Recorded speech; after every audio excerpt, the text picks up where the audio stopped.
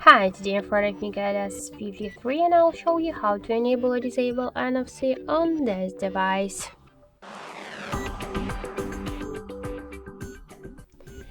So we should first open the settings application and then tap to connected devices, tap to connection preferences and click to NFC.